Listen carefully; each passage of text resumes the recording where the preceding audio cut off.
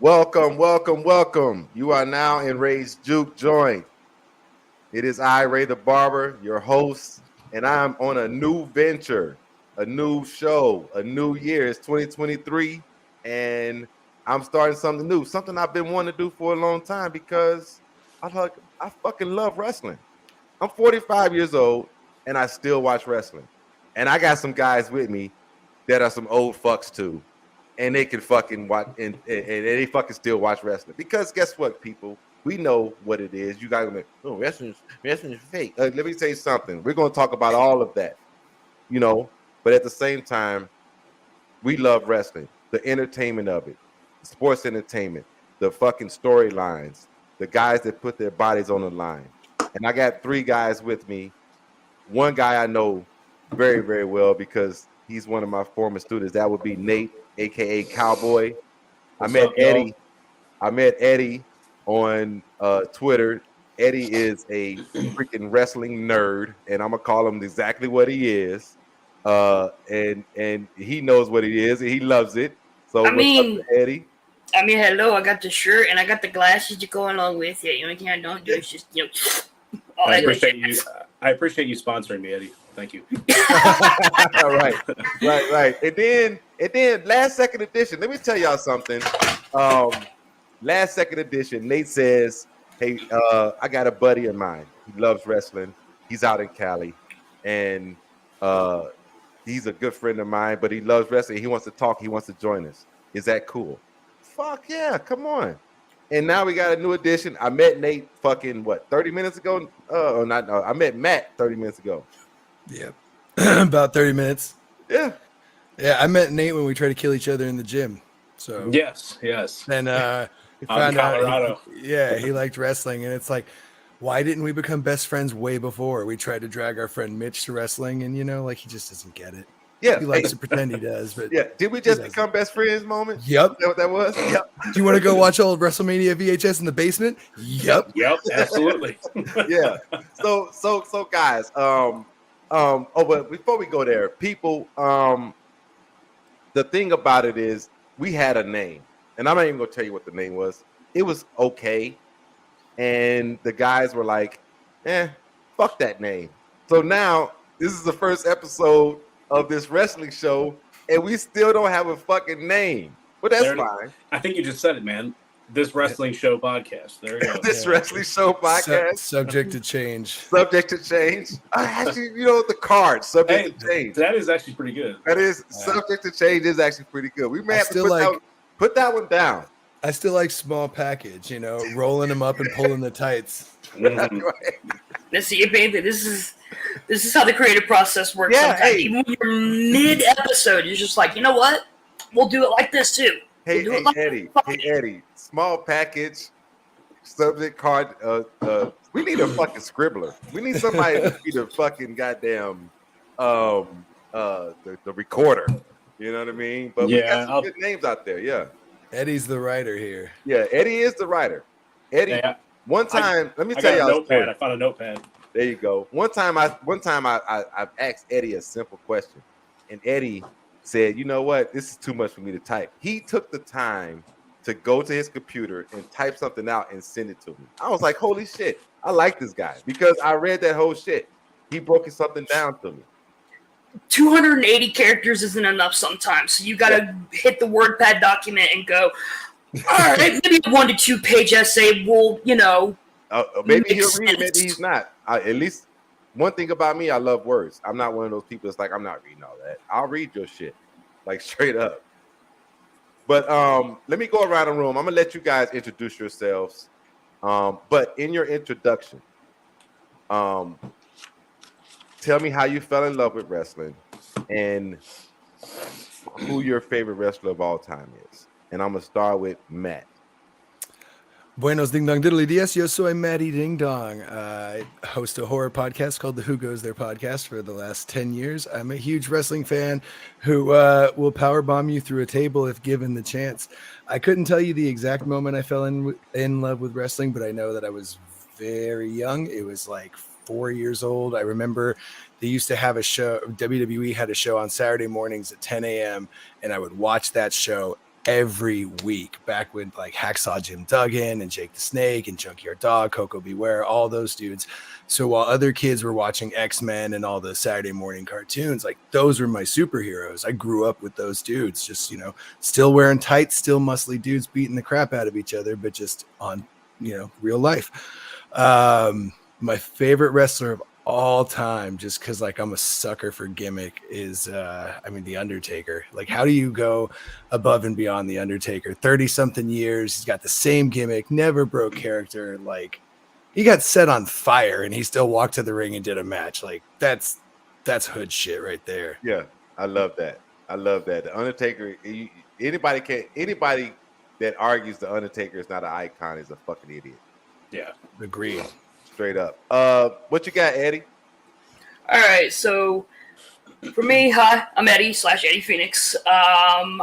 As far as falling in love with wrestling, you could say that I was basically watching it from the sack, so to speak, because, you know, I came out a wrestling fan, so... Your dad was watching wrestling?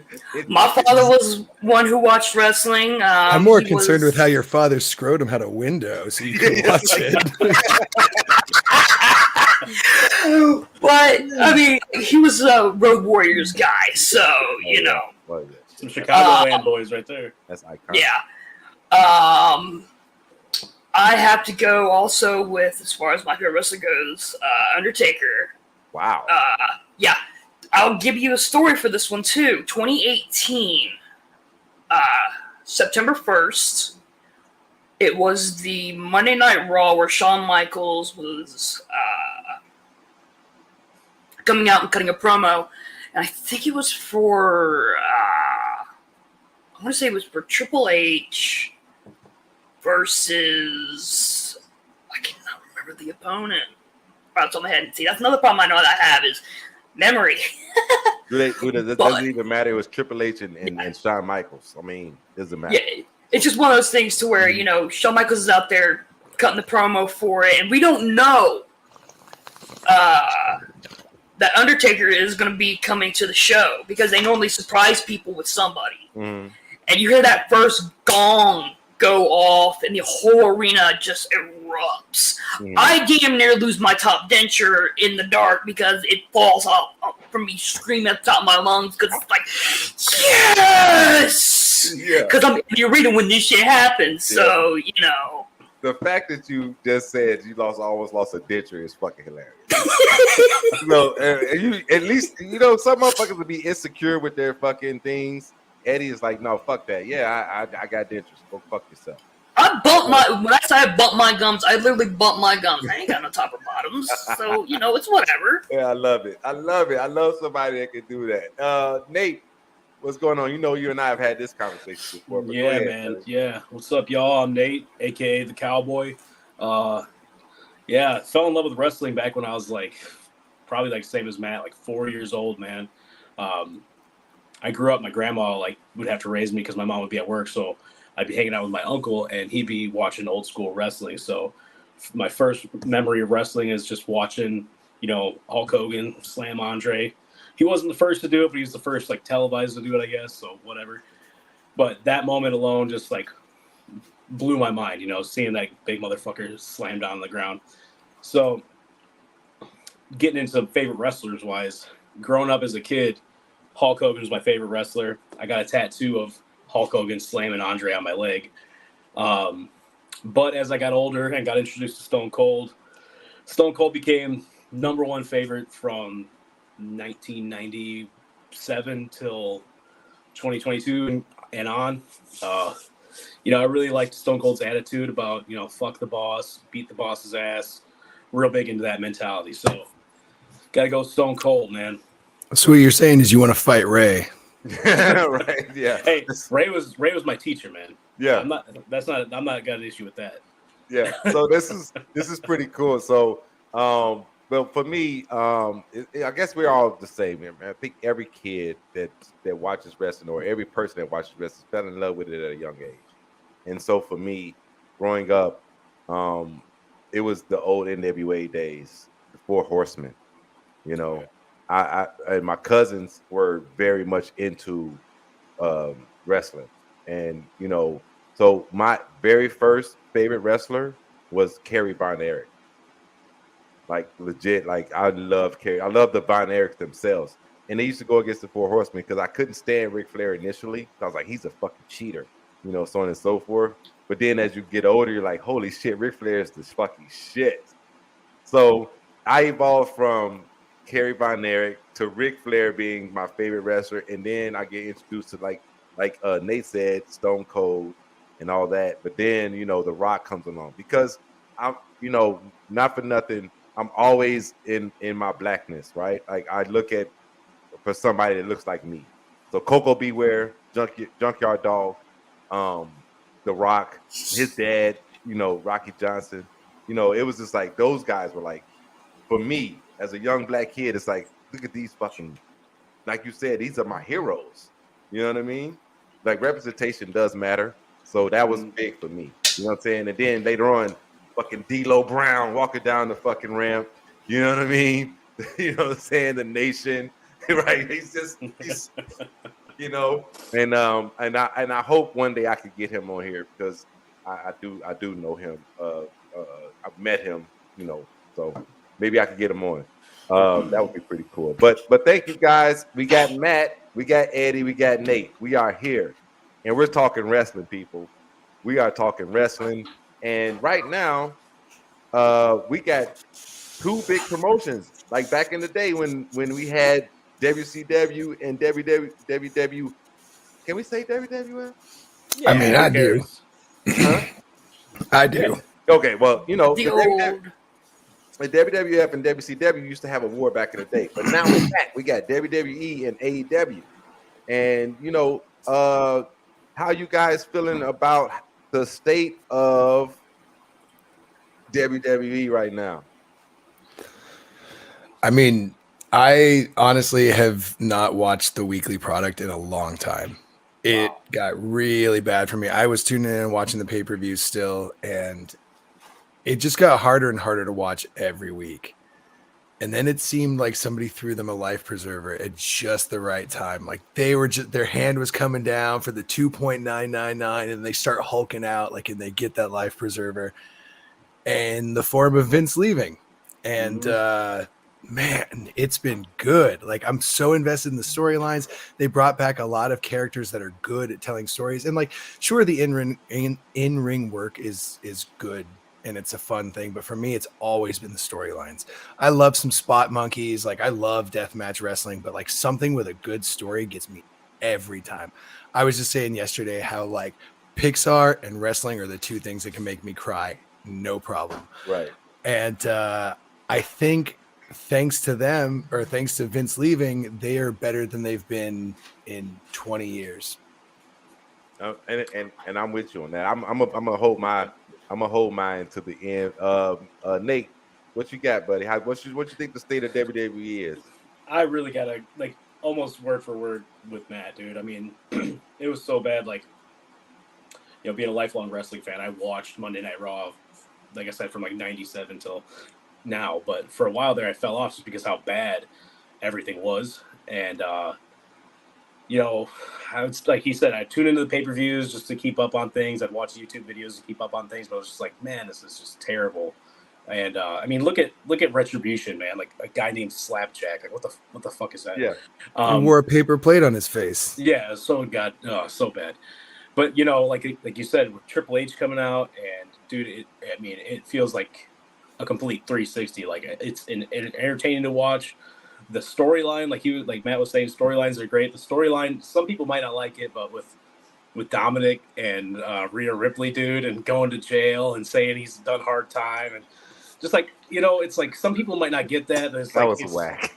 It's like purposely corny, It's like obviously, we know Dominic Mysterio is not some hard ass dude that did like life in prison. He's a weekend warrior, if that, and but seeing him beat his dad's ass on Christmas, that was pretty great. That is pretty tough, man. We could get into some of that later on. but yeah, I think Triple H is doing a great job. I'm worried because Vince McMahon is trying to come back now, and I really do not want that to happen. We're going to talk about it. Yeah, we're going to talk about it. Eddie? Yeah. That's why I gotta hold my card on that one because I'm like, right now it's good. It's on that uptick. You've got some people who've come back. They're doing great. I mean, the hottest storyline right now, as far as all of wrestling goes, is the bloodline. And like, if you try to say, oh, it's this or it's that, no, you're fucking wrong. And the thing is like, you took someone from the outside like Sami Zayn, who just last year wrestled Johnny Knoxville and some of the Jackass crew. And it's like, okay, he's a great entertainer there. And then you just take him and you inject him into this storyline. And it goes from being already hot to just completely white hot. And you can't extinguish that flame. You've got to take that and roll it into money. And it's rolling money, getting people to come in. You have him wanting to be brought over to Saudi Arabia, where, you know, there's some religious conflict things that go on there, but like, when you're able to take something like that and just set it aside for one character / one person, it shows just how powerful something like wrestling can be when you can set aside big differences and come together. Yeah, in this sort of arena. I definitely I had that picture set up because I knew the bloodline would come up. The bloodline is fucking white hot right now. And if you've been watching wrestling for the last, let's say, what, about 2 months, Eddie? Maybe 3 months? I wouldn't even say 2 to 3 months. I would just say if you've just been watching the Roman saga, from where he went from, you know, the Shield, and then he started losing and he was losing matches. It was like, I'm not watching this fucking bullshit because like it's Roman versus, you know, some Brock Lesnar for 500 matches. Fucking Baron Corbin. Baron Corbin, and he's losing. I'm tired. Like, come on, man. Yeah. Like, but then they did do the right thing, and they put him with fucking my name is fucking Paul Heyman. Paul E. Dangerously, man. Paul E. Dangerous is fucking amazing. Like, Matt, this guy can take a fucking lump of coal and mold it into something. You think? Oh yeah. Yeah, and it's funny because Roman suddenly learned how to talk once he didn't need to anymore. Yeah, true. This is true. Like, I mean, that was always one of the worst things for me, was just his promos were all, and I know like they don't have a lot of freedom with their promos, or at least they didn't used to, but damn, he said some dumb shit. Suffering succotash, dude. Yeah, dude. Once they're just like, okay, you know what? Like, just sit there. Like, you don't really have a personality. Just kind of sit there and do nothing. Then suddenly he gets all the personality in the world. Yeah, he would sit there and he'd just be sit there and look sexy for the women at home. And then not for nothing, Paul Heyman, he doesn't overdo it with Roman like how he would do it with Brock. Like, he really just plays this role of like the wise man. He does what, you know, if Roman tells you, hey, tell him what to say, wise man, tell him what it is. He goes into it. And then Roman will put the hand out. I love that shit. Dude, I love the like like, even he has like a fear of Roman Reigns. Like, it's not just like, I'm safe because I'm with him. Like, he, like, you know, you'll see him in the background reacting to shit. And just it's this. You see how he looks at him? Yeah. It's like that whole spiel of him admonishing Roman, you know, having Roman as the tribal chief in his mind, that kind of like drives the storyline, in my opinion. What do you think, Eddie? You've got the wise man who can just play right into it, and this whole thing is like putty in your hands. You're just sitting there and you're waiting for the next words to either come out of Paul Heyman's mouth or you want it to come out of Roman's. Mm-hmm. And so it's just like you just sit back and you watch and you're just full. You're full on. Yeah. And you don't want to miss it. It doesn't matter if he's on Raw, if he's on SmackDown. Shit, they could probably throw him on NXT and probably get 1 million views just because Roman showed up. Yeah. Dude, I mean, Curtis Axel. Do you remember Curtis Axel, dude? I know, yeah. But Like, what's his Oh actual yeah, I name? remember the axe. Michael McGillicuddy, dude. Michael McGillicuddy, yes. Like, I mean, you know, he wasn't like bad, but he just was like fucking. His charisma was that of like a fucking wet rag, dude. Yeah. And like even Paul Heyman, like so, like I won't say Paul Heyman succeeded in getting him over because that's just like an impossible task, but he like elevated him up a little bit. He was a Paul Heyman guy for a brief moment, you know. So even if he could turn, like you said, turn a lump of coal into something nice, it's like Diamond. The took a axe has fucking lump of still never coal. been eliminated from the Royal Rumble. Never forget that. longest running Royal Rumble contestant. Holy shit! Who is that? Fucking Curtis Curtis Axel. Axel. Oh yeah. I remember that. Yeah, they're gonna bring it up in a couple weeks. And I do have a question for that a little bit later. So that's the WWE. We're gonna come back to the WWE because they have the most the next pay-per-view that's coming up, and we all know what that is. It's a big one. So and we're gonna talk about a little bit of wrestling news toward the end. But right now, I want to ask you guys about something else. Let me see, where is it? Oh, okay, here we go. Is AEW good? Absolutely. Well, you said absolutely. Nate, Oh, yeah. expound on that. You started it. I'll start it, man, dude. I'm a big fan, man. I mean, like I will say, Are you a fan of this guy? of course. dude. Huh? Who the fuck ain't, man? I mean, Right? This fucking guy right here? dude. That segment last night or Wednesday night with him and Last night, yeah. With Dan- him and Bryan Danielson. Bryan Danielson, Dude, yeah. I mean, it's just so over, dude. Him running away from him, trying to like hold up, just running is like so goofy but so good. He ran to the announcer's table and said, "Hey, Taz." Yeah, like I mean, honestly, Taz is like he's a little old now, but Taz was a hard ass motherfucker, dude. Yeah, I mean, Taz can still go, I'm sure. I'm sure he can. If he tried. But yeah, dude. I mean, I'm just AEW. I won't say it lacks the storyline, but it's not as story driven as WWE. But dude, I mean, just every match I watch, even if it's somebody I don't even know, like just like I won't say green because these indie guys can go too, but it could just be some random indie like this Action Andretti. I literally never heard of him. I might be missing out on something, but I've never heard of him. And his match, Bro, that's the best storyline going right now. I love it. Is it? Go ahead. What's up with that storyline? Because I saw him go against Jericho, and I was like, "Who the fuck is this kid?" But he's basically a jobber. Yeah, he's going. It's just that the AEW dark jobber shit. Like they 1, 2, 3 kid him, dude. That's what happened. Like they took an established star and they put over some young kid, and like Jericho losing to Ricky Stark on Wednesday, like.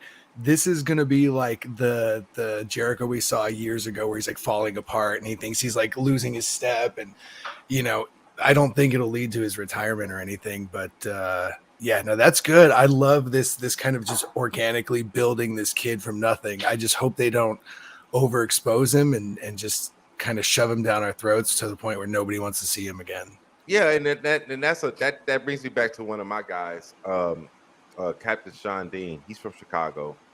He's one of my guys. I love him to death. I always try to talk to him on Twitter, but I know he's busy. But at the same time, Captain Sean Dean, he beat MJF. And Twice. He beat him twice. And that was a thing. But then we lost him. Where did he go? Yeah, I was wondering that too. You know what I'm saying? But it's okay. I believe because he's a worker. He works hard. And he's from Chicago, and he'll find his way. He was in that Diamond Ring Battle Royal, I think. He was in there, and he lasted pretty long. Matter of fact, he was down to I think maybe the Final Four. He was down to the Final Four in that. I can't remember right now. No, I'm pretty sure he did. I wrote it down.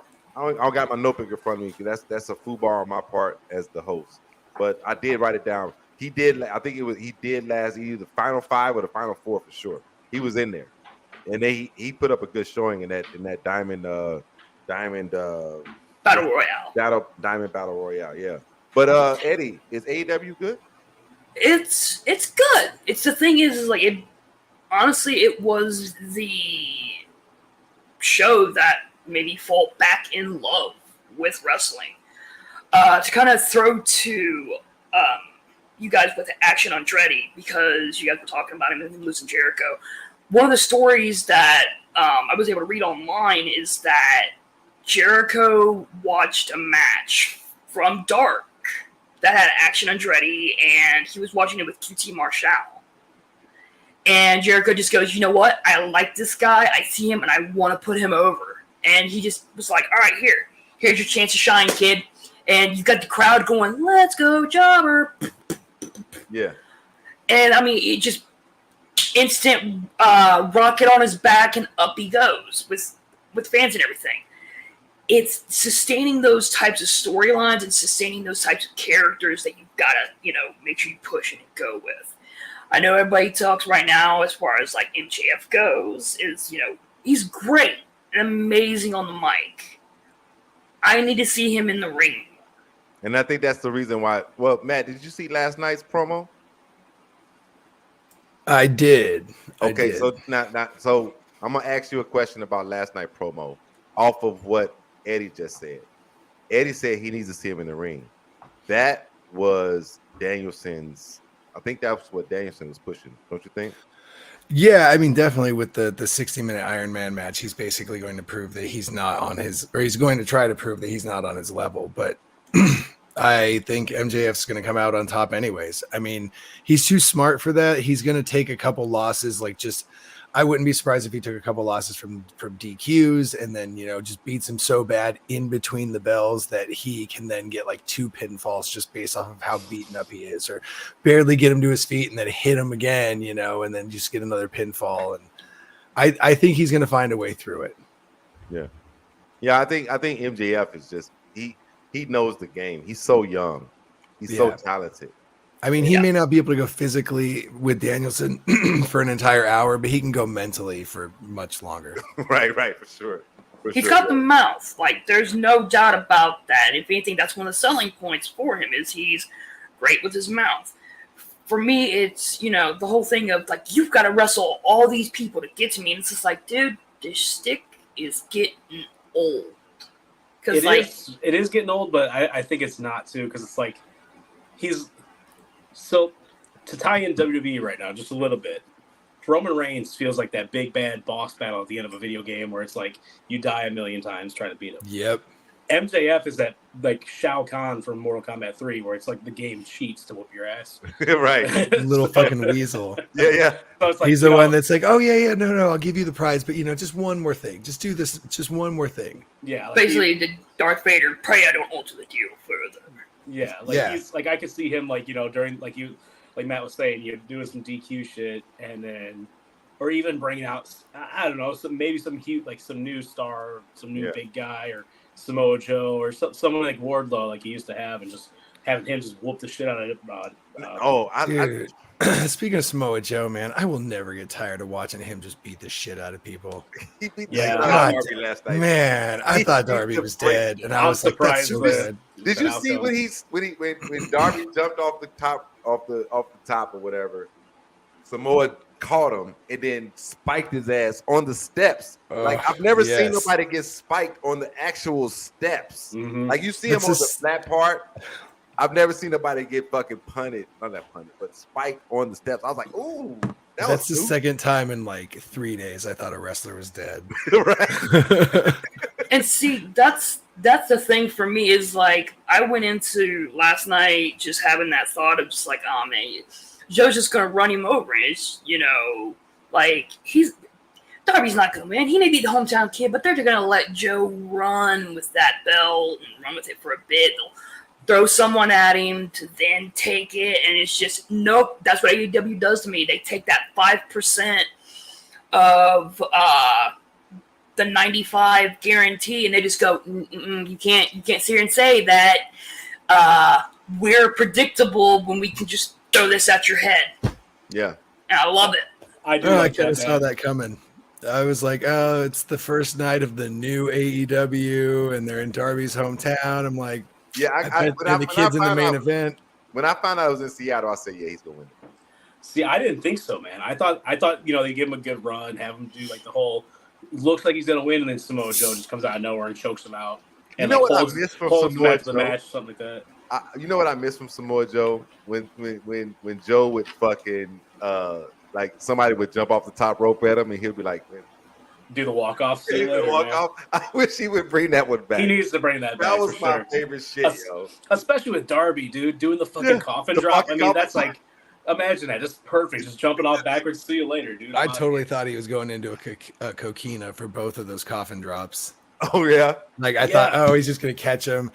I was way too cynical in that match, but I thought that's what was coming. And that's the other thing about, you know, when we're older and we're watching matches, you can kind of like we all know how the wrestlers make their moves. We know how they work in the ring. We just want to see the product of how their hard work is working out in the ring. You know what I mean? And so, you know, thinking that he's going to grab him and choke him out off one of the coffin death drops. Yeah, we're all thinking like it's going to happen. It's going to happen. Oh, Here it comes. Oh, you know what I mean? Yeah. Yeah. So that's the cool part about being a fucking adult and knowing the game and still enjoying it, because And it's still getting surprised by some of this. yeah, you still get surprised by stuff because, like I said, when I say it was Seattle, I was like, oh, he might win this motherfucker tonight. But then I'm mad because what the fuck did they do to Wardlow? Dude, yeah. I was wondering the same thing. I was like, do we not like Wardlow anymore? He's just gone. He was being built up to be this huge beast and challenge MJF for the, you know, for the title when he had it, and now he's just nowhere unless he's injured. And we just haven't heard about it. But he just had a match last week. Yeah, and me and Nate talks about Wardlow all the time. Like, Nate loves Wardlow. I love Wardlow. It's right up my alley, dude. Just a big fucking badass motherfucker, power bombing dudes 5 times in a row, killing motherfuckers. I mean, it's badass. I will say, there's a dude named Colin Young who's been doing a lot of the entrance music for AEW, and he did the entrance music for Wardlow. Like, he had it for a little while, and it was way more badass than what he's got now.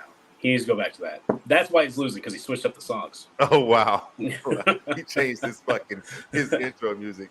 Eddie, what was that shit last week when they cut his fucking man bun? That like, and then we don't see him this week. What is this? I don't know. Like, that's my biggest thing is I don't know, because like you would think that you have this big meaty man who can slap meat in Wardlow. Slapping me, brother. Exactly, and it's just one of those things where you're just like, okay, you can build him up, and all right, he's going to be in a 3-way match, and it's going to be him, Hobbs, and Joe. And wait, Joe got the belt? What? No, this was his first actual kind of like big match to where, you know, you're supposed to build him up, and then you could have made it to where it was him and Hobbs going to get after at each other and hitting it, and it's just, you know, sometimes I wonder about Tony Khan's booking and how he's going to, like, you know, grab somebody at the time because it's like, oh, you're hot with the fans. Here you go. Here's your belt. Here's your thing. You're a new shiny toy. And then, you know, you just walk off, and when you're done playing with it and you're just, you know, left there going with head scratchers of, you know, why isn't this being the thing? Because, like, you have so many easy storylines that kind of just write themselves when you sit down and think about it. And it's just, well, I want to keep it kind of moving, because this is our first show, people. This is our first show, and we're trying to like cram a lot of stuff in and talk about a lot of stuff because we're excited about this new venture, and we're coming together as a new team and doing something special about wrestling. But Nate has a side of wrestling that he hasn't even spoken on. And Matt has a side of wrestling that he hasn't really spoken on. And that's true. You guys, let's talk about it. Independent promotions. Independent. I'm not talking about your fucking kitty cat, Nate. That's his gimmick, bro. That's my gimmick, bro. Check it out. Is it? Because how many? Eddie has a cat too. Like, he had that mug. Yes, I got 2 of them. Yeah, I got 2 of them too, brother. That's our fucking tag team gimmick right there. Yeah, you got the cat dads, the fucking cat dads. Hell yeah! Fucking hey, look at like evil fucking menaces. Look at Malachi Black, Aleister Black, dude. He's a cat dad, dude. So he's one of us, man. MJF is MJF cat dad. Damn. That's Holy what this prompt should say. Cat dads. Nah, well, I guess if I'd have fucking known those 2 fucking pogues were fucking cat dads, I might. Yeah, I'm a cat dad too. You're a cat dad too. Fuck. I'm a dog dad. Hey, at least I named my cat after a wrestler though. Oh yeah. Well, my cat now is named after Luna Vachon, and my cat before was named Jushin Thunder Liger. And I had Orange Cassidy too. Beautiful name. Beautiful. Yeah, so I just want you guys, you three, and like I said, my job as like this for me, and being a Juke Joint production and being a new show on the Juke Joint, this for me is something I wanted to do. It's something I love to do. I love wrestling. I've loved wrestling for my whole life, but it's not even about me. It's about Nate. It's about Eddie. It's about Matt. It's your time, you guys' time to talk about it. So these indie shows, Nate, there was just one. There was one last week not last week, last month that you went to, and it was pretty badass. Tell us about that. Yeah, you know what? I meant to send you some pictures of it. Damn. Yeah, dude. So for those who don't know, I have done some indie matches before. I've worked about three or four indie matches. I won 3 out of the 4, so I lost the one by DQ. So big loss. I didn't actually lose then. Hey Nate, tell him what your name was. My name was Nettie Kicks out of Compton, California, man. Nettie Kicks. My finishing move, actually Swerve just stole it on Dynamite, man. Fucking Death Valley driver off the top rope. He did do that shit. That was scary, dude. That was scary shit. The way he did that scary, on the fucking apron. But yeah, that was my whole setup, dude. Death Valley driver off the top rope, and then I set him up for the big leg drop off the top. Yeah, so working that, I got some. I don't even want to say like views. I just know that anybody who wants to say it's fake, the shit fucking hurts. The punches are pulled, but sometimes you still get stiffed in the lip. Talk about it. Sometimes you get, there's in one of my matches, man, I went against my buddy Brian. He goes by Samson White now. If you guys want to look him up, he wrestles out here in Indiana. But dude chokeslammed the shit out of me. He's got a hand the size of a fucking like quarter pounder with cheese, man. And he couldn't tuck my head. I thought I had a concussion. He chokeslammed the shit out of me.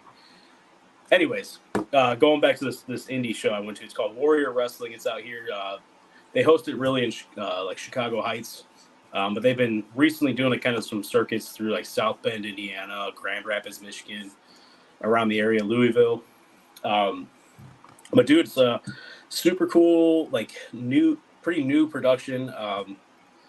They get big names, man. Like this most recent one I went to, my buddy Jordan Cross went against EC3, got the victory over him, which is mind blowing, dude. Because my buddy Jordan, he's in shape, but he's like on the skinnier side of things, and EC3 is built like a fucking brick shit house, dude. I mean, he's on the skinny side of something. I don't really know what you mean by that, but we'll go. the juice. Oh, EC3 is definitely not on the skinny side of that. I think. No, I mean he's on the skinny side of the needle. Yes, you're right. But yeah, man. I mean, it's a cool production, cool company. They get big names. I've seen. So, like I said, my buddy Jordan went against EC3, got the victory there. My dude Warhorse went against Eddie Kingston. That was a fucking, to quote JR, that was a goddamn slobber knocker, dude. I mean, they beat the shit out of each other, so that was pretty cool. I got to see John Morrison versus Stan Adonis. So they get some pretty big fucking names, dude. I've seen Athena there or Ember Moon. They get a big name, so it's a good production. So I want to put them in as much as I can. I don't know how many viewers we'll get on this, but it doesn't matter. We'll get it. We'll get it. Even if we get 5, dude, I want those 5 to know about Warrior Wrestling out in Chicago Heights. Brian Cage. Yeah. You know about him? He's in the Warrior Wrestling. He's wrestled out west. I know that. Like West or Midwest, because I've seen when he does his thing out there too. I mean, I've seen Brian Cage there a handful of times. I've seen they get some good names, dude. I can't even remember all the people. They had Sky Blue and the Top Flight guys, like Dante Martin was there. Yeah, I've seen Dante Martin a handful of times. You do that for Sky Blue? Well, if anything, Sky Blue, yeah, she's a very beautiful young lady. But if anything, Top Flight, I love them so much, dude. I was at that show where she debuted in Chicago. That was when I met up with you, Nate, the first time. Oh yeah. When I went to the GCW show, and I went to the AEW show as well. That's another indie fucking company to talk about right there, GCW, man. I'm so glad you put me onto that. Yeah, GCW is dope. It's fucking badass, man. Game Changer Wrestling. Yep. Yeah. Like similar to Game Changer, I'll get to that, I guess. No, it's on you now, Matt. Yeah. So I'm Matty Ding Dong. I do wrestling ring announcing for Fist Combat under the name Handsome Matt. Because in case you can't tell, I'm fucking handsome. I started doing that in I want to say like 2018.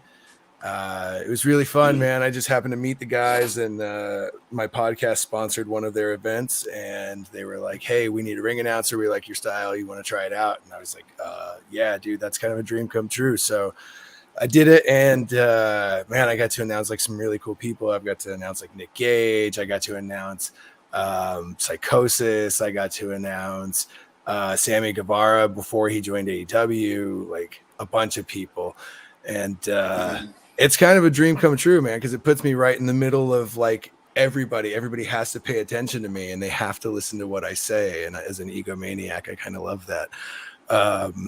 But in terms of other indies, there's a lot out here that I get to go see. I'm really fortunate to live in Southern California because we've got Fist Combat, we've got One Ring Circus here, we've got SoCal Pro here, we've got Ground Zero here, and that's just in San Diego. We've got Crimson Crown Deathmatch in Orange County. We've got Circle 6, which is like my favorite promotion right now. It's Atticus Kogar, who is in GCW, left, and I'm not sure if he started it with somebody, but he's their champion right now. And I've been to 3 of their shows now, and I've seen like Killer Cross there. I saw like all of 440 there. I got to see, I think I saw Disco Inferno at one of their shows, but that might have been the Impact show. Either way, man, this is like a hotbed for it. And I get to go over to Mexico and see Crash Lucha, and I get to see AAA over there. And next month I'll be going to Japan. I'll be at New Beginnings in Osaka, and I'll be watching Stardom in Tokyo. Oh shit! Pretty stoked. I'm jealous. Hey, don't you got isn't Pro Wrestling Gorilla out there by you too? PWG's out here. Yeah, I got to go to PWG 200, and I had no idea who Jungle Boy was, and I was like, "Who the fuck is Jungle Boy? Like, what? Why are we watching a guy named Jungle Boy?" My friend was like, "Oh, that's Luke Perry's kid," and then Luke Perry was up in the rafters, and I was like, "Oh, damn, that's pretty cool." And then I realized he could go, and I was like, "Shit, yeah, let's go, Jungle Boy." Yeah, they call him Jungle Boy, but they use his actual name now. So now he's Jungle Boy Jack Perry. I'm glad they're getting away from that a little bit. Yeah, me too. I honestly thought he was going to be a champion by now, but you brought tag up, team. Yeah, sure. Yeah, so Eddie, you got any promotions that are like in your wheelhouse or things that you're thinking about? Or I mean, if anything, I know that when it comes to Ohio, we have like a lot of them that run through here. Mm-hmm. I know GCW is a big one that comes here because they do like Dayton, Columbus. I know a town up from me, they do big time wrestling, and they bring in a lot of like your big name stars. Last year it was Kevin Nash. You had the Steiner brothers. Farouk. Like Big Papa Pump. He's still Big going? Papa Pump. He was brought to the Chillicothe show last year. Wow, he's still going, huh? Kurt Angle was also brought in. Mm-hmm. Okay. This year we've got Hornswoggle. You've got X-Pac was going to be like the big headliner, but some sort of stuff has potentially happened to where he can't do it, and they're trying to be like, oh, we're going to bring another icon in for this.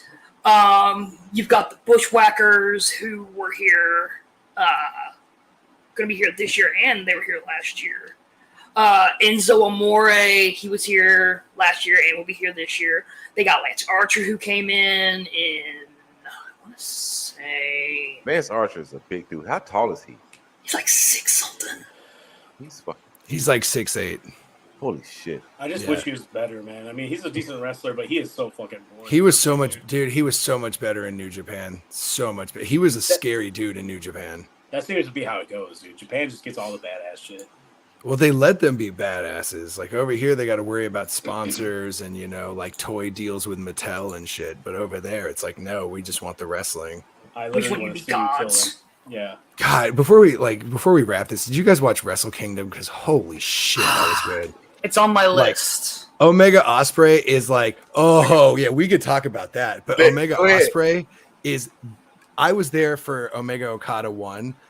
Omega Ospreay blew that out of the water. So that was insane. I wish I could have got a good clip of the promo before the match. You guys see the promo before the match? Oh yeah, it was set up like a press conference. Yep. I actually haven't seen shit for Wrestle No. Kingdom. to be honest. Dude, I know, January it's 2nd, and we got promo of the year already. Right, It's like crazy. like hey Matt, Will Ospreay, and they could tell you, we've had a few conversations. He's quickly rising up my list of like, I must watch this guy work. Dude's a young goat. Like a young goat. Yeah, no, he's gonna be the torch. I mean, now that Kenny Omega took the title, I don't know what's going on from there, unless he's gonna win G1 and then go and be the first Gaijin to win the main event at Wrestle Kingdom next year. But he's gonna be the torchbearer for New Japan from here on out. Like Kenny Omega's gone, he'll come back and he'll do some shows. Especially, I think they're gonna. Jay White just came out and challenged. I don't remember if it was Tonga or somebody to a loser leaves Japan match. And so I think that they're going to send Jay White over to the US to work strong and a bunch of the stuff over here. Mhm. And so Ospreay is going to be like the Gaijin champion over there while Jay White does the US stuff. But man, that I honestly thought Ospreay was dead like twice. Like no kidding. Like I was like, they need to stop this match. That. Like, how people post up to YouTube and all of a sudden it gets snatched. Well, if you catch it right on time, you can see the fucking match. Man, like, you catch it like right when they post it, you be like, oh shit, it's right there. Go. That's how I watch some of the pay-per-views on AEW without paying for them. But and don't cancel me for that YouTube or whoever the fuck.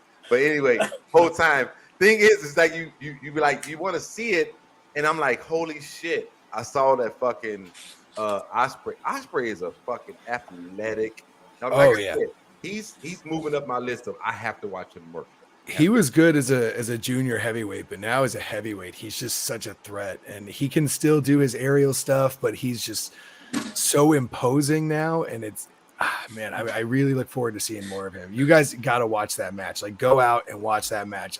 Dave Meltzer's just going to be ejaculating stars everywhere. Take the fucking dive and pay the $50 to watch it. Yeah, I think I'm going to do it too. It's that match alone is worth it. Not to backtrack, but to plug my boys at Warrior Wrestling, dude, we had Will Ospreay there not too long ago, man.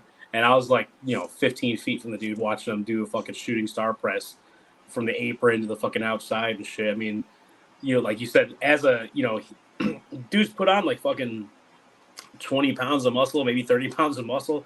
Dude's jacked now. He went from being a scrawny boy to being a muscle popper. But the fact that he's that big and that, like, the dude's legs look like fucking tree trunks. And the fact that he can still do the crazy shit that he does, but also be a powerhouse at the same time, like, that dude's a freak of nature. Like, I won't, people call Brock Lesnar a freak of nature. I think fucking Will Ospreay is better than Brock Lesnar personally. Brock Lesnar's just a big powerhouse. Will Ospreay is he's a straight up like video game created character that you give all the best moveset to. It's all like max stats. Yeah, 99 all the way across or 100 all the way across. Give the best moves, and that's Will Ospreay for sure. Yeah, I didn't even know who Will Ospreay was, and if anything, this is the one thing I love about AEW is that AEW comes out and it just cracks open this whole indie scene to where they start bringing people in to get eyeballs. So that way, they can go from, stay in AEW or they go back to their promotions like New Japan. And when they did the Forbidden Door by bringing him in from New Japan and having his Aussie Open crew there with him, it's like, I'm sitting there going, okay, who the fuck is this guy? And then, it's like, oh, that's who this guy is. Because, the Forbidden Door pay-per-view that they did, and the match with him and Orange Cassidy. Was that good? That was good. Dude, Look. for a free TV match. Oh wait, no, that was Forbidden Door, wasn't it? Yeah, that was Forbidden Door. Yeah. It's one of those things to where it's like, I thought the match was going to be like, just one of those things where it's like, all right, you're done in about 5-10 minutes. You've got other guys to go. No, these two dudes went. Yeah. And it's like, that was the match of the night. Dude, I know Orange like Cassidy. star ratings are arbitrary, man, but like Ospreay just keeps getting those 5 stars like every other week. Yeah, And then I asked Nick Wayne. when I was on the show with D-Lo, I asked him, I said, D-Lo, what is a 5-star match? And coming from a wrestler, he's just like, it's from the eye of the beholder. So he's like, wrestlers don't go for 5-star matches. They were like, he said that, we all acknowledge the fact like people are, doing their job. They're out there, they're putting on a good show or whatever. But it's more of the fan. The fans make a 5-star match a 5-star match. You know what I mean? And so they don't go out and say, we're going to do this, ABS, whatever. It's just like, if the fans love it, hey, great. If not, people can say that match sucked, but then Nate can say it was a great show. And Matt can say, oh, I love that match. And then I can say, no, I didn't like it. You know what I mean? So, you know what I mean? True. But Will Ospreay, shit, I don't give a fuck. Yeah. I would fight somebody about a Will Ospreay match because I think all 4 of us would whoop somebody's ass for Will Ospreay, man. Yeah, he's fucking. I bad. mean, but I will say this: his mic work is pretty fucking good. Oh yeah. He can talk, but he And can't that talk like accent? this guy right here. He can't talk like this fucking guy. Yeah, he can't talk like him. Yeah, yeah! yeah. Fucking LA Knight. He Dude. can't talk like him. Yeah. I mean, can't talk like Mercedes Monet either. True. Did y'all see that? Can't talk like her. Oh God. Can't Dude, talk was, like her. was she sick? Was she drunk? She Like, was did she just fucking- get her tongue pierced? Like, what was She- her problem? She had an issue. I saw a couple clips of that too. She Dude. botched her first promo. She botched her first finisher. Like, Don't even. that was, Come on, you can't say that, man. That the botched finisher wasn't on her. That was. bro. I love Kairi Sane, but that was all Kairi Sane, bro. I don't know what that mess was. Because I literally seen a video today. Like somebody shared a meme, I guess you'd call it. Yeah. Where it's like, it showed these dudes literally with there's 4 mattresses in the middle of the woods, and this guy does the finisher that Mercedes was trying to do, and it's like, that's a badass finisher, honestly. I mean, it's just a DDT, but it's like, whatever. But that was all Kairi Sane's fault for the botch there. And I love Kairi Sane, dude. One of the best elbow drops in the fucking game. Oh yeah, it was ugly though. It was so ugly. As Crowd like- could not as- give a shit. Yeah, dude, I felt like I wanted to kill myself from secondhand embarrassment, dude. But, dude, I mean, like, I'm a big Sasha Banks stan, dude. I mean, she's like, that's my girl right there. So I've been a fan of her since I first seen her in NXT and shit like that. So I can't, money. like, what's that? Said she's money. Dude, yeah. So she's usually, like, good at everything. So, like, seeing her, kind of fuck up a promo and, at least her Just hair a little looks- bit of rush. She has, like, some cool looking hair. At least that was cool, Sometimes Yeah. since she wasn't able to be like in a professional ring for about 7 months from where she walked out from WWE, you gotta shake a little rust sometimes. So, like, I'm pretty sure she was doing some practice, like, probably behind the scenes or whatever. But, Yeah, like, Tokyo Dome is not the place to shake off rust. oh no. When you're in Japan, you gotta be at the top of your game every time. Can I tell you somebody who's You gotta getting be better? Yano. Can I tell you somebody, you guys? Oh, we're almost an hour into this, and these guys don't know what I'm finna put up. They have no fucking clue the things that I'm throwing on them and asking them or whatever. So that's what's making this show fucking go. I love it. I fucking love it. But I'm gonna tell you somebody who doesn't need no fucking practice, who's fucking rising up the charts and fucking killing it. This one right here. No. No way. What? Yeah. I cannot stand Jade Cargill. Fight, Whoa. Bro, fight. she is a personality vacuum, and she is clunky as shit. In the ring. Oh, No wow. way, Like her promo skills are weak, bro. Like if I have to see her do one more awkward pump kick, I'm gonna pump kick her off a bridge. Oh, wow. Are you seriously talking about my girl Jade? I'm so sick of get her out. Get her out Oh, of here. no. Get her God out of damn here. it, Matt. Come on. And who's gonna be the one to dethrone her? Red Velvet? Come I on. hope to God not. I hope, dude. Come on. I'm so sick of seeing Red Velvet walk down the ramp backwards and going like, Bro. Like Just the whole wait fucking until time. until she falls. That's what I want. Yeah, I'm kind of upset about that whole shit, but come on. Like, really? Bro, This from day one? one. Hey, it's cool, man. You like muscle mommies. That's cool. I'm right there with you.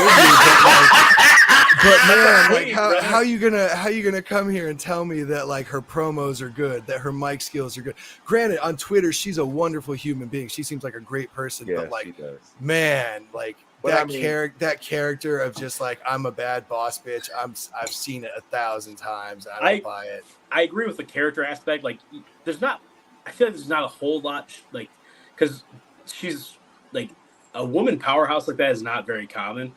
Like, you got Raquel Gonzalez, whatever. Yeah, Rhea. Said whatever. Rhea Ripley. Now that's Now Rhea is different. Yeah. And Nate, one day I'll let you talk about Rhea. Not today. That's 'cause my I girl. know that'll take about 20 minutes. But dude, nah, Jade Cargill, man, like I'm surprised you don't like her, dude. Because like every time I'm watching her, like I'm a nerd, dude. I play D&D. I fucking big video game nerd and shit. When I see her in the ring, like when I was watching her beat the shit out of Kiera Hogan and Sky Blue and shit. Like I like Kiera Hogan. I like Sky Blue. I used to watch them. I'm like, well, Sky Blue I've seen at fucking Warrior Wrestling a bunch of times, and Kiera I've seen in TNA and shit. But dude, like watching Jade Cargill is like watching a fucking like giant beat the shit out of people. Like, dude, she's like a fucking like just kicking the shit out of people. She doesn't really give a fuck. She's just like it's nonchalant ass beatings, and I love that. It's like she's not putting in a whole bunch of effort. Yeah, And to me, I think that's cool. Yeah, But it's like Matt- when your little brother gets the controller and accidentally beats your ass, even though they have no idea what they're doing. Well, Matt, I understand what you're saying, and I think You're like, how did you hit that drop kick from 12 feet away? that's the only thing about and I really didn't speak on the state of AEW. I didn't really speak about the indies. The only thing that I think that AEW lacks is the developmental part, and I think that's where WWE is miles ahead of the curve for any other promotion or anything like that. Jay needs refining in the ring, and I will agree with you, Matt. She is a clunky. The pump kick, when she hits it and it's on time and it's fucking and the opponent sells it and they come off the rope properly or something, or she doesn't just do it off the whim like last night when she hit it last night. I was like, yeah, that was kind of bad. That wasn't good. Just like to defend her just a little bit, coming from my very minimal wrestling background, it's like a pump kick for somebody like Jade, who's like brand new to this world, is a hard finisher to sell because look at fucking Sheamus. Dude's been around for a million years. He does it. It looks fucking great. Yeah. But he's also doing it against dudes who've also been wrestling for a million years. Jade has not wrestled really anyone who's been. I love. Yeah, so it's like right, but why? Like that's why she's not. But I think that's why she's not the why? AEW champion, and she's not going for the AEW championship because she's they still have green. to get her. But look at all these competitors, men and women, who are like just so much better that have taken so many L's. Like I don't understand. Okay, so yeah, physical specimen wise, like yeah, I'm a haterade, I'm a hater guy, but I'm like, a hater, dude. Yeah, I'm a hater man. Yes, that's my queen. But like, yeah, and I admit Jade's got the look, but like that's only gonna take you so far, man. Like they need to send her down to dark and let her do some promo work and get some like weekly like in-ring stuff. Yeah, she has to. The boss bitch stick is starting to wear thin. Like you really have to. Like I really wish they would have went to where she's like a badass. Like she's Yeah. a heel, Yes. talking shit Yeah. to the crowd, talking shit to all the girls in the back. Give her some fucking Talk shit to the dudes. Make her be China. Like let her be, Yeah. larger than life. Yeah, that Going would back be to fun. Rhea Ripley, dude. Like she beat the shit out of fucking Yeah, Tozawa. Rhea. Yeah, Yeah. Rhea. That's why Rhea goes over so well in WWE too. Yeah, Let's see. My big thing is like you're asking Matt. You asked who would be the one to dethrone her, and if you look at, I would say look in the crystal ball because I've looked in mine, and I'm gonna say it's Chris Statlander is the one who is the dethroner of Jade Cargill because you've already got the storyline with Red Velvet. Red Velvet and Chris kind of being together because Yeah, like you see the gift where they're mixing it up there in the ring and shit. Mm-hmm. So when Red Velvet finally makes that turn is when Chris comes back and they start to become a duo to go after Jade. She's out for like a year though, isn't she? Yeah, She had like fucked some up. pretty hefty She's- surgery. She's been out for a good bit already, so it's just like, I mean, my She's money's gotta on keep going. Willow. Like I think it's gonna be Willow that does it. Willow I'm a big, Nightingale. It just- I'm a big it fan seems- of Willow. I like It seems Willow. like they're giving her like she's really improving. She's getting more screen time. Like her promo work is Yeah, I getting like better. Willow. She's already leagues better than Jade. So I mean, Her like the styles would be cool because, like I said, like to me, Jade feels like a giantess. Like she's like a big fucking powerhouse. Willow feels like a fucking powerhouse. So just seeing them would be like Vader versus Bam Bam Bigelow in the women's yeah, form. Yeah, Like a lot better shape. I think they're gonna let her get to 50-0, and then that's when we'll see it kind of like, I don't think and it's- they can't go on a run like try to have a woman's fucking Goldberg. like that. yeah. You know, It's dude, not I going to don't- be on a rampage either. Yeah, I it's think gonna it could it's be- gonna be a big show. it's gonna be a big show. It might just even be we still got 3 months until the March pay-per-view. I forget what it's called. Revolution. So it might be at Revolution. So whatever Yeah, that's a good happens in the next, I said that's a good bet. Yeah, Is I'm it- guessing that's the bet. I'm gonna say Evolution. We finally see Jade lose a match.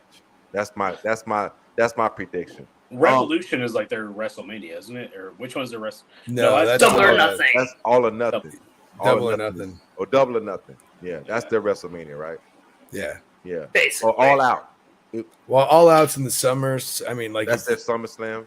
yeah. All it's in September. Okay, yeah. So all I think out. all out's the bigger event, but it's around SummerSlam time. Yeah, All Out was good last year with I enjoyed the fucking Lucha Brothers winning Oh, the yeah. belt versus Ooh, I get to see that ladder match next You week. saw it? No, I'm gonna be there next week for the ladder match for the show with John Moxley versus Paige for the Dude. finals of the trios tournament or the trios match. So they're in Cali next week? There Yeah. in LA. Yeah. Holy shit. I was dude. at that pipe bomb show too, the MJF one. Oh yeah, when he called Dude. everybody fucking marks. The energy in that place was I bet so it was. crazy when that happened. Holy shit. I can't was believe it. like, I don't think this is like scripted. It's I think not. this is for real. And I wish and- they would have stuck with that, like MJF, like not to compare him to Stone Cold because he's like, no, but he was right there. And he but was he right was there. like- Remember we he was talked on about that it? cusp. Yeah, exactly. Eddie- He was on that Eddie- cusp of being like a Stone Cold type. I don't take him as being like the hard ass like Stone Cold was, but like just being a guy that's like, yo, fuck my boss. Like, What's shit, like- crazy is that Nate didn't see it. And like when he came to school the next day, I was like, dude, did you see the fucking promo? He was like, nah, I didn't see it. Dude, watch it. I pulled my phone out here. You know what I'm saying? Just sitting on the floor watching it, like Yeah, face he's first. on the into it. fucking clinic for watching it. Like you gotta watch this shit fucking now, dude. Like, you were no into fucking questions. Jordan though, Matt. Holy yeah, I was in the building. That was in LA. wow. I'm jealous of that, dude. That Yeah, was that's- so that's- good. Because like he was like when he called fucking you're a fucking Dude, mark. he called him a fucking mark, dude. I was And like- like, I think that was the show when CM Punk broke his foot too. So I was really Yeah. happy I got to see that in person. Yeah, fuck CM Punk, dude. Yep. Yeah. The way the fucking people have turned on CM Punk has been Bro, criminal. I was And never on board. I want to bring that up a little on the next show. Let's put that as a pin. CM Punk. We'll talk CM Punk. I got a little on the notepad next here show. I'm doing, so Yeah, we'll do I a CM Punk on the next show. Pin that. I do want to bring up a couple news things. You guys are aware that Money in Bank will be in London. Yeah, that's Ooh. big news, man. I mean, fucking Clash at the Castle was like the first major pay-per-view there, and I don't even know how long. So that's But you cool know- seeing that go there. How big the O2 arena is crazy. We're probably gonna see like Drew win that. I'd Dude, imagine. Dude, They I didn't hope give him so. his moment at Clash, so he. I didn't was need so his moment there. pissed. I hope so, dude. Because like I was telling my boy Kevin, I was like probably my favorite modern wrestlers right now is Drew McIntyre and Brody King, and like, dude, Drew McIntyre just like his whole championship run was during the fucking Thunderdome era, which, you know, Yep. it's cool, but like, dude, to me, Drew McIntyre felt like a champion, like a Hulk Hogan era champion. Like, he's a big fucking badass. He's a good dude. He's got Well, he should have fucking. You Looks think like he an action should've had- figure. He should have Yeah. had more of a actual fucking reign. Yeah, he should have had not like a Roman Reigns current run, like not that long, but he should have had a dominant run where he was whooping motherfuckers' asses, like, you know, put him up against like just big motherfuckers. That's like almost like an impossible feat, and put him up against that and have him overcome it and not look like a fucking chump, like not some bullshit. And dude, Not like, sing Oasis after the match. Can I Yeah. ask you guys a question? Now I just want to go around. I'm gonna start with Eddie. What the fuck are they doing with Braun Strowman? I'm gonna start with All right, so here's the thing. Like, when he was out and about, and then like, oh, I'm gonna do my own wrestling thing with EC3, and it's gonna be control your narrative. And it's just, you know, he was doing that for a little bit and trying to, you know, do your own shoots on wrestling and everything. Like, here's the rules how you have to wrestle in our business now. And then, you know, as soon as Vince gets fired, Triple H picks up the phone, calls him back, and goes, hey, come on back. And he's not done much of anything. It's like, before he left, Monster Among Men, you gave him a shot at the title. He went to Vince when he was having mental health issues, and, you know, he was able to clear the room, and Vince was able to talk him back off the ledge. But it's just like, Vince, or not Vince, but Braun. What is going on with you? You're not doing much of anything here. yeah. The night you came back, you had a couple of screw-ups. Mm-hmm. When he was trying to do his little run around the damn ring. And I don't even like that anymore because it doesn't even Hurt, dude. it doesn't even sell. You can't even sell it no more. Yeah, It's so bad. you it's either so take fucking him. stupid. It's Yeah, so you bad. It's so bad. You either take his ass and you put him alongside Bray Put him to along where Bray. he can be one of the big guys in Bray's little creative horror land world, Yeah, and that's where he you started. make though, him right? that monster. That's where he started. But Yeah. Matt, I what are believe you so. thinking? Yes. What are you thinking, Matt? I honestly don't know what's going on with Brown Snowman right now. I don't think he was ever really good. I think he was entertaining when he would just say Braun Smash and smash. Once they try to give him gimmicks and, you know, be like, catch these hands, and he just lost all appeal for me. It's like, Yeah, because then he's just, you know, a pandering big man. Like before, I was like, oh, I just like that. Dude. Yeah, I like that he was a big meaty dum dum. You know, like he could just be kind of like Kane before he like learned how to love, and just like you know, just be really counseling. sweet and stupid. Yeah, you know, before like and Kane just went to smash counseling, things. Yeah, he Just make him Sling Blade. That's all I want. Yeah. Like, but at this point, you know, he's like, I think he's over 40. Like, so am I. Like, I can't go in the ring. Granted, he's much bigger than me, but like, I don't think he can go much either. And he's not great on the mic. So, like, maybe just have him teach a big man class or something. Just he's fizzing out. I Not don't even. know. Dude. Not even. What are you saying, Nate? You like the Dude. snowman. No, I fucking hate the snowman.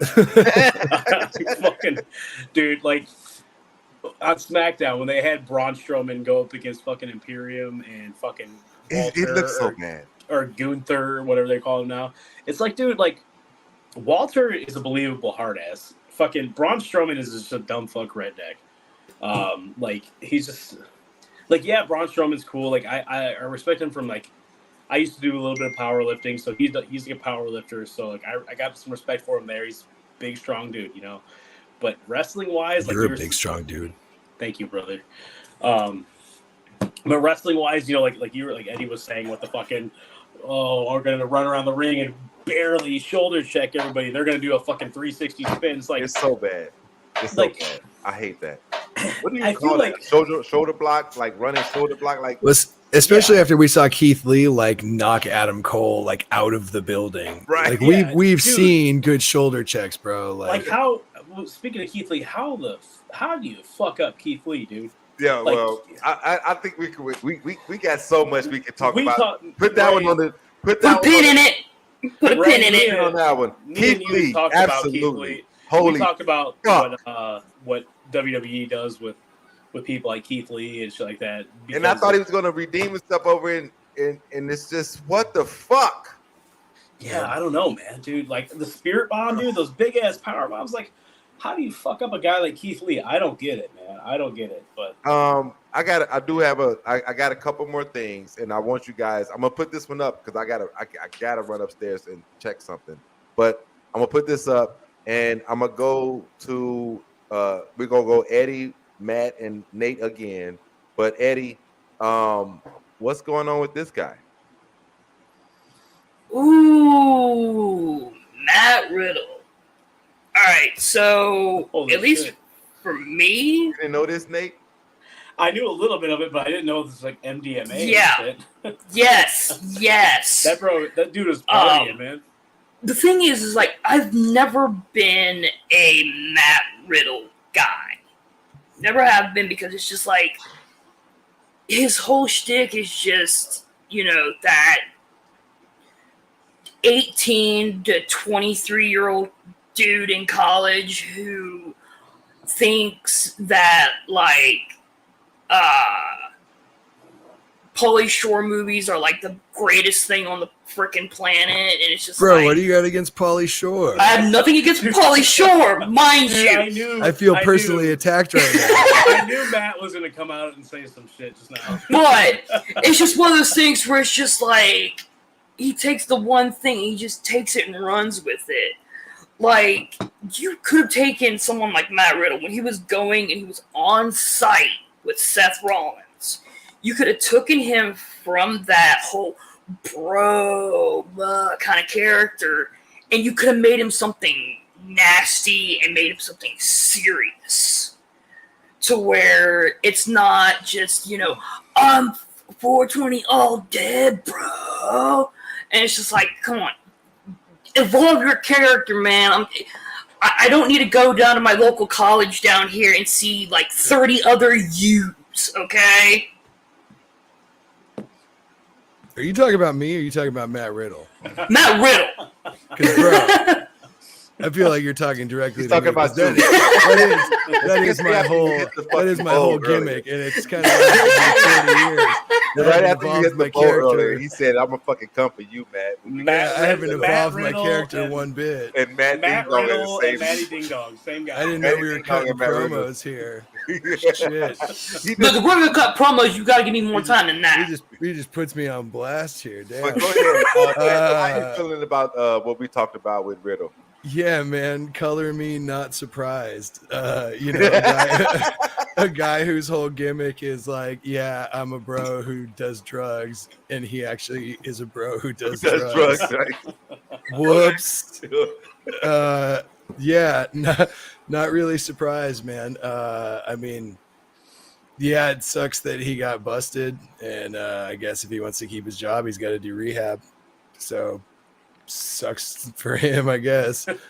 But you know, at least they don't bust people for weed anymore, so that's cool.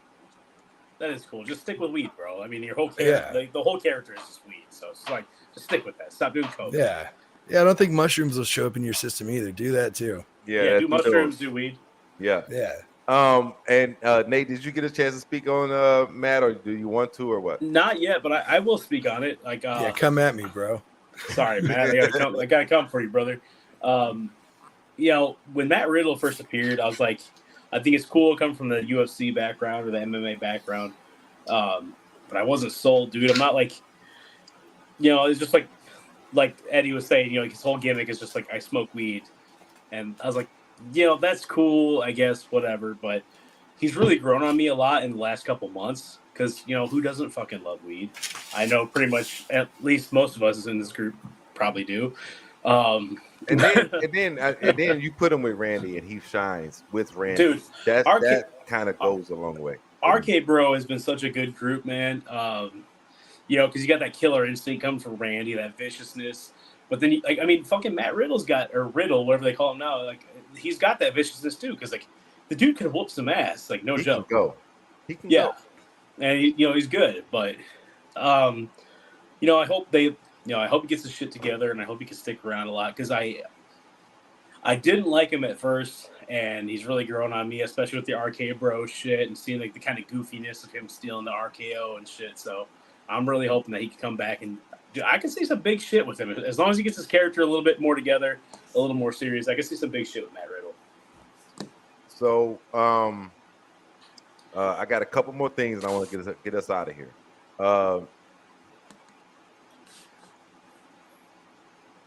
Vince McMahon. Bad idea. Nope. He said he's telling the board he wants to come back home. Matt, why are you saying bad idea? Vince McMahon saying he wants to come back. He's communicated to the board that he has a desire to return to the company, and he's prepared a letter for a review process and would welcome working back in the company. Yeah, that's a horrible idea. I mean, like, you can just, the numbers speak for themselves in terms of ratings and just engagement. Like, WrestleMania is close to selling out or sold like the most tickets it's ever sold. It's selling as the best WrestleMania. At least I think that's what I read. Just viewership is up. People are more engaged with the product. Like, people are really into the storylines. They're talking about it, and not just because of like scandal or just how bad it is. And I think if he comes back, he's going to want to make things his way, and his way is it sucks now. It's not the way. It's, it worked fine in 1999. It worked fine at turn of the century, but a lot of times I think that in even in 99 and 2000, a lot of the creative process was out of his hands.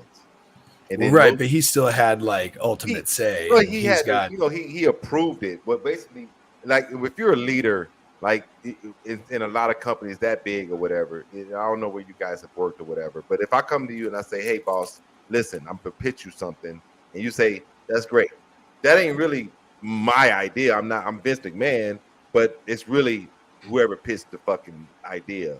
I think a lot of that came in the 90s. There was a lot of good creators. I mean, you had Paulie, you had fucking Eric, you had fucking Vince Russo. You had you had Jim Cornette. You had like the Bagwell's mom on a pole match. What a shit show. Yeah, you had guys that have been in the business for a long fucking time in there, fucking helping him in the fucking Attitude Era. The fucking, what was after the Attitude Era? What was it called? The Ruthless Aggression Era. Yeah, during those times, they did some stuff. So I mean, I don't want Vince to come back ever. Eddie, you want Vince to come back? No. Yeah, stay home. Stay your old. At this point, put yourself in your own mansion retirement home and just stay the fuck I think home. a lot of times egomaniacs can't stop being egomaniacs. He can't. That's the problem, is that he wants... And it's our fault. Yeah. It's our fault. Matt, it's your fault. Nate, it's your fault. Eddie, it's your fault. Ray, it's your fucking fault. Hey, I stopped watching the product. It's not my fault. Exactly. I did the same thing for a good bit because, I can't with him. It's just like you start to see something go and organically grow, and he's just like, nah, I'm not going to let this organically grow. Fuck this. Squash it. Yeah, I heard. And it's just, I heard he's the one who put the kibosh on the Shield. Makes no sense if that's I'm not surprised. You know how he loves breaking up teams. Like, that's fucking you broke up the Shield. Like that's Dude, how many guys he let go because he didn't get it. Right. You wanted John Moxley, aka Dean Ambrose at that time, to cut a promo and say that if the leukemia didn't kill you, I would. Wow. Bro, When they're that's brothers. Fire, that's fire. Dude, I'm gonna be honest. That's hard as fuck. Like That's legit. That's to me that's badass. Like but I do agree. Like it's pushing the buttons there. Yeah. Way too much when they're brothers. But if I'm about to whoop somebody's ass and they had leukemia, I'm saying that. Yeah, but it was like they. You're Mox saying literally that about, said something similar to Hangman last night. He was like, "This time I'm gonna make sure you don't get back up." Yeah, he's like, I knocked you. He said, because Hangman, and you have Cowboy shit on. I want to talk about Cowboy because I have some issues with Cowboy. So put that one on there. Cowboy is on the next show. I just something about Cowboy. So I want us to get out of here. I want to put these up real quick. Just real quick, expectations for the Royal Rumble. That's the next big fucking pay-per-view that's coming up. Nate, what are you thinking you're going to see in the Royal Rumble? Men's Royal Rumble, dude. As far as like entry number 24, it's like, holy shit! I think the surprise entrance is going to be the gobbledygooker dude. I think he's going to come out and he's going to win it all. No, obviously, like I'm pretty sure most of us will agree with this. I think fucking Cody Rhodes is coming out at the Royal Rumble. For sure. I have a few. They did do that little promo on Was it SmackDown or was it Raw? It was Raw. I think it was Raw. Okay. I don't think they'll have him win the Royal Rumble. If they do, that'd be. I mean, honestly, that they might have him win because, to dethrone fucking Romans from at least one of his titles. They may have him win, but I don't think he's going to win. I think the Bloodline's going to interfere or some shit and kind of create that storyline. But I think he's coming back. And surprise entrance, dude. I'm calling gobbledygooker, dude. I mean, like I said it first. I think he's going to come out and be the number one guy, dude. I heard that. Eddie, I'll go with you next. Cody Rhodes, he's going to be the one who wins the Rumble, and he'll be the one to dethrone one belt off of Roman. Okay. But I've got a suspicion that Bad Bunny is probably going to make a pop-up appearance. I know. I do the same thing where he's concerned. It's all good, but like he'll probably be one, and then just bring back Johnny Knoxville. At least he was entertaining. Thank you. That's who I was looking for for someone who could be a part of the Rumble. Huh? He doesn't have anything to plug. Yeah, right. Yeah, he does have another movie. Yeah. All right. Well, I guess. Matt, what you thinking about? I mean, Cody Rhodes seems like an obvious. I think we're going to get some Forbidden Door from WWE. I think with Dragon Lee signing from AAA, we're going to see Dragon Lee. He's now the highest paid member of NXT. They haven't disclosed how much because they're not allowed to, but it's been stated that he's the highest paid member of NXT. So coming from AAA, I think we're going to see maybe somebody from AAA. I would love to see La Parka come up, but I'm not going to hold or LA Park. I'm not going to hold my breath. But we could also get something from New Japan with Carl Anderson going over to lose the never open weight title to Tama Tonga. We could get somebody from there. I don't know who they'd send over unless it was maybe like a Hikuleo or something like that, just to show that they're trying to have some kind of working relationship. But I don't think AAA and New Japan get along very well. Mm-hmm. I could be wrong on that, but I think that's why Lucha Brothers weren't allowed to be involved in Forbidden Door. So I think we're going to see something. I mean, maybe somebody from Impact, but I think Triple H is going to want to make a big statement. So we'll see somebody that most people probably won't know, but that'd be really, if we got Will Ospreay or even Jay White. Jay White's contract is up like very soon. Jay White popping up would be dope. That would be nuts. If it's real Ospreay, you guys would not be able to contact me on Monday. I'm just saying, like he is like, I'm telling you, he's like one of my favorite people in the whole fucking world right now. Yeah, you would have to do Jay White like number 3, like AJ Styles, and make him go a long way. Yeah.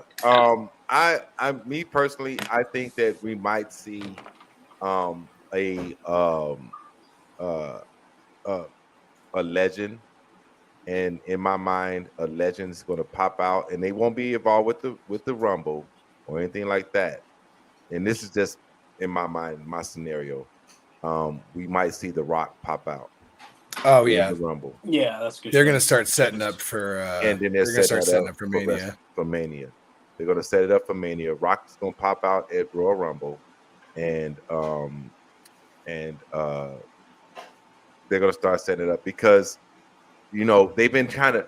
Little things have been happening. Anytime you see The Rock in front of a camera or a microphone, he drops little fucking nuggets of fucking. He's the head of the table. He's the tribal chief. It's not Roman. And I think they're gonna play that as far as they're gonna fight out the battle for who is the actual tribal chief of why can't I think of the tribe name right now? But Nate, put a pin on that one because I've got history where that's concerned. I got to break down. So people don't know. So that's where I was going with that. So that's my surprise is to see The Rock pop out at some point in time. Can you imagine the pop that he's gonna get? Oh yeah. If you smell, you crazy, dude, you'll go nuts. You got Stone Cold last year at WrestleMania, right. And if anything, if you get The Rock this year, one more little prediction I'll throw out there: Sean Spears, 10. The perfect 10, dude. I don't know though, dude. I don't know, man. And can I just say one more thing before I go to my last thing and we get out of here? Yeah. Braun Breaker, I think it's time to fucking finally start calling him a fucking Steiner. Mm-hmm. And just bring him up. Like, come on, man. Like, what more does this kid got to do down in fucking NXT? Like, is that happening? You guys thinking? I don't think there's a place to put him right now. I mean, maybe after Mania, maybe he'll show up in the Andre the Giant Battle Royal and win that. Because he has to drop the belt, right? I mean, he doesn't have to. Killer Cross came up and was NXT champion and lost to Matt Hardy with the belt. So I think Kevin Owens had his first match as NXT champion on the main roster, or not as his first match, but he had his first match on the main roster as NXT champion. Okay. Where did Killer Cross go? Like, he was round, he brought the lady back, and I don't know. A couple weeks. I haven't seen him. That's crazy. He's probably over on Main Event. Typical WWE bullshit, dude. Like Carrion is good. I like Carrion. So last thing I got before we get out of here, guys, and I know we went a little longer than I said, and that's on me. It's all good. No, I'm just sorry. No, I've been enjoying this, man. Exactly. I know. I just want to make sure I apologize to you guys. I did tell you something, and we've gone a little bit longer. Oh wait, wrong one. Sorry. This one. This is the one. Bo Dallas. Bo Dallas. Is it Bo Dallas? Bo Dallas. Oh man, I don't know, man. Everybody's like, look at his neck. Oh. No, it's Beefy Bo. Yeah, it probably would have been Bray's uncle. I can't think of his name off the top of my head, but it probably would have been him. But he was recently hospitalized. But this is 100% Bo Dallas. No, even if ands or buts about it. Wait a minute. So what is the point of bringing? What is the point of and I don't know. Hold on, let me put it back up. Let me put this back up. Who is this? And then I'm gonna go here and see if I can pull this. All right. So basically, my guy, my guy, LA Knight, my guy, LA Knight, going against Bray Wyatt, and then Uncle Howdy comes out, and Uncle Howdy is staring, and then he steps to the side of Bray Wyatt, and then he gives him the fucking what's it called? Sister Abigail. Sister Abigail. Like what's that? What's up with that, man? What's the storyline? I don't get the story. I think it's personally with the storyline. I think it's personally Bray fighting his own demons. Like Bray Wyatt, the man, Wyndham Rotunda fighting his own personal demons. Yeah. Yep, I agree. Because he's played a lot of like supernatural demon related characters before, but now it's like come full circle where he, the man, is fighting his own demons. And like the Fiend was one of his demons, Huskus was one of his demons, like all of the little, like the Buzzard, everybody, because that was Waylon Mercy. So those are all his little demons. Okay, I get. And so now, like Uncle He's having Howdy an is like identity crisis. yeah, Hey, Uncle real Howdy's quick, like the Pazuzu in The Exorcist, the like not the main demon, but the one that just controls everything. I'll be right back. I gotta go take care of something real quick. Hold on a second. Okay. Sorry. No, you're good. I'm just gonna there you go. So wrong person. Sorry, Matt. It's like, damn, y'all just keep coming for me. Yeah. I'm glad you broke that down because I understood when he first came out and he was like, this is the most authentic version of myself that I'm going to give you. This is Bray Wyatt. And I've never given you this before. I've never like really done this before, so on and so forth. And then all the Uncle Howdy stuff started happening. You know what I mean? So Matt, how do you feel about the Uncle Howdy storyline? And there's his cat. There's Matt. Here's Luna. Here's Luna. I love everything Bray Wyatt does. I've been a fan of all of his characters. I think he really knows how to tell a story. He puts a lot of work into just the small details and just leaving a trail of breadcrumbs for people to follow. So you can take the story at face value and still enjoy it, or you can really go down this pun intended rabbit hole and just experience a whole nother side of it. And that's kind of with everything he does. Like he does little nods to all of his characters, to previous promos. He's always referencing previous promos. Like if you've ever gone down a Bray Wyatt rabbit hole, they're just fascinating and you get lost. Layers. So many, like an onion.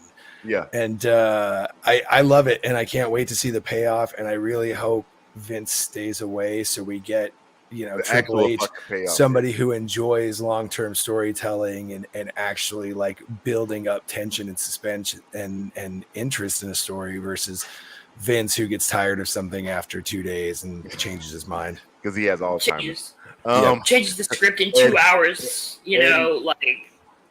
No, I'm out here on The Purge with Matt. Like, I love being able to see the rabbit hole and how you're able to just like fall deep into it. And like Vince does need to stay away because like, you tell him something like 2 minutes later, it's like, oh, well, no, this is stupid. Done. And then goes and writes something that he wants to write because it's such good shit. Yeah. Well, the thing about it is that like, with Bray Wyatt, he sucked me in early on when he had the original Wyatt family, and I was like, God damn, this dude is fucking good on the mic. He constantly has like this aura, this presence. Yeah, thank you for that word. His presence on the screen, on the mic, it's just like, God damn, this dude is good. And then when I found out his lineage, I'm like, there it is. He's been raised for this. You know what I mean? And he's just so fucking good. And now we got this new storyline. And like I said, thank you, Matt, for breaking it down because I had a little blockage in my creative process of analyzing what they were trying to go for. And now I get it. Like he's actually going further back than just the Fiend. He's going back to all the other characters that have given him so much anguish in his identity. Don't you understand what I'm talking about, Nate? Yeah, like going back, like the Fiend to Bray Wyatt to Husky Harris, and straight down to like his actual identity. Like it makes sense. So Matt was starting to say before I stepped away for a second was the fact that like I think Uncle Howdy might be like the very like rock bottom of his mental like character building. I don't know if that's probably the proper term for it, but yeah, I think Uncle Howdy is like some like deep psychological issues with him. But I think it's cool as fuck that they're doing like an actual like gimmick with them. Like it's not just like, hey, this is some crazy mental shit, to where it's like, hey, this is like, and it might play out to be some mental shit, but like the fact that like the dude's coming out and giving him Sister Abigail and shit. Like it's like he's actually battling with his own demons. I think that's super cool. And like you were saying, dude, like I'm a big fan of Bray Wyatt, dude. I mean, like from the origins, like the origins of like the Wyatt family with Luke Harper and Eric Redbeard, and it's just he's been so like such like Husky Harris wasn't a great character. It was just like beginning. Says you. Says you. Dude, I relate to Husky Harris, man. Bastion Booger all day, bro. Oh, Bastion Booger, holy shit. But yeah, like once the Wyatt family became a thing, like Bray Wyatt's been like in my top 5 favorite wrestlers at least for the last 10 years maybe. I don't know how long it's been. Yeah, for sure. Bray Wyatt / Random Rotunda is the true generational talent. I agree. Yeah. Because I mean, his ring work's good, his mic work's good. Like MJF's ring work and mic work is good too. But like, dude, just like Wyndham Rotunda's like characters and the way he portrays them, like, is just so much better than. There's layers. Yeah, there's an actual character. Catchphrases. Yeah, well, right now nobody's mic work is better than Yeah. I know. What about Mercedes? Don't forget Mercedes. Oh, yeah. Goddamn. Dude, don't forget Mercedes. Yeah. Dude, that part. Yeah. Fucking, like in the media scrum where she's like looking for questions and it's just dead silent. Yeah. Yeah, dude, nobody cared. I wanted to run my forehead into a wall, man. Oh my God. I did not want to exist in that. I appreciate you guys so fucking much. This was like a dream come true for me to be able to have a fucking wrestling show. And I want to thank Matt for coming on last minute via Nate, because Nate is my man. That's my guy. I love him to death. Eddie, thank you for starting this. Eddie is the one who really put the battery in my back for the show. So this was just something awesome, something that I thought that I would never get off, but it came together. And thank you guys. I really do appreciate it. Hey, any shout out you want to give, this is the time to give them. Thank you for putting this shit together, dude. I mean, like, wrestling podcast has always been something I've been interested in doing because, like I said, I've been a wrestling fan for 31 years, dude, since I've been born, pretty much. Kind of like Eddie said, straight out the nutsack, a wrestling fan. So, this is exciting, talking about shit that I actually love. So, thanks for putting us on, and thanks for having us on, dude. I hope this shit continues. No, it's going to go. Eddie, you got any shout outs you want to give? I don't have much of a shout out as far as things go right now. I can definitely say that you got to be careful, right? Because we will keep doing these hour-and-a-half shows and keep going and going if you want to try and keep things at an hour. So I know, I got we're talkers. We're talkers. So I got you. I'm gonna do my best to try to keep it down. I got you. I appreciate it, Matt. Yeah, you can follow me on Instagram at Matty Ding Dong. Check out my horror podcast, Who Goes There podcast, on all platforms. Also, I'm in that new Brad Pitt movie, Babylon, so you can go see that if you want to see more of this handsome face. You probably won't see this face, but it's in there. So go do that, or don't. I don't get paid any of it, so I don't care. That's what's up. I love it. Go watch Osprey Omega. It's great. Osprey Omega. From was it Wrestle Kingdom, whatever 17. Whatever. Yeah, that was pretty dope. I'm gonna watch. 17? I'm gonna watch the actual show. I'm gonna watch the actual show. It's good. But thank you guys. That's the end of it. Last call was about 10 minutes ago, and we about to cut the lights off in this.